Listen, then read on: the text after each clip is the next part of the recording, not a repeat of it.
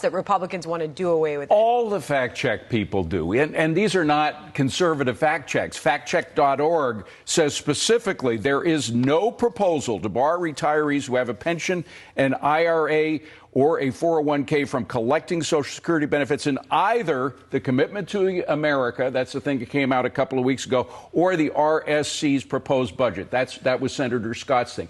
It's total disinformation. The fact that the president is spreading disinformation based on a fabricated screenshot, folks should know that in the sort of dirty tricks that happen in political seasons, there was a fabricated screenshot that purported to show one of these proposals cutting back on Social Security and saying if you have an IRA or if you're a disabled veteran, you shouldn't get Social Security benefits. That was totally fabricated. It was made up. The president is spreading disinformation. It's amazing that they were going to have a misinformation board, this White House, when they're spreading disinformation, a fabricated screenshot. Irony. And we did our own due diligence. We sent our brain room out this morning to find anything, anywhere that any GOP member might have said that even hinted at the possibility of that, and it turned up nothing. Jackie, there are some who say that this is a distraction effort on the part of Democrats who look at inflation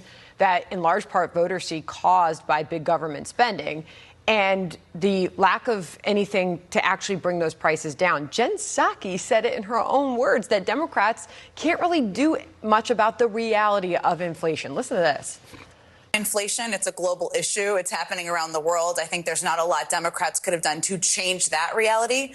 What you are seeing people like Barack Obama and Joe Biden do is really try to make this about a choice and not a referendum on President Biden. We know inflation's an issue. We know your costs are too high. But who has a better plan? We have a better plan. So give us a chance to have more time. But wouldn't a plan have to acknowledge what caused it in the first place? And that would be this administration's policies? Well, the plan would be stop spending, right? And if they were to hold on to Congress, they would continue to spend. They've showed us that's what they want to do. And that's what contributed to the inflation. You know, a lot of this is a distraction, as you say, from the real issues, but it's also fear-mongering. Washington Examiner talking about the Social Security issue that we were just discussing. And a Democratic strategist said this: hyperbole is the bedrock of political speech. The fear of losing something is also a great motivator to get to the polls. That is what they are doing on the Social Security front. They are doing it on the abortion front as well, to distract from the big issues: inflation in the economy, crime, and the border. Because right now it would take a glacial change to bring those prices down.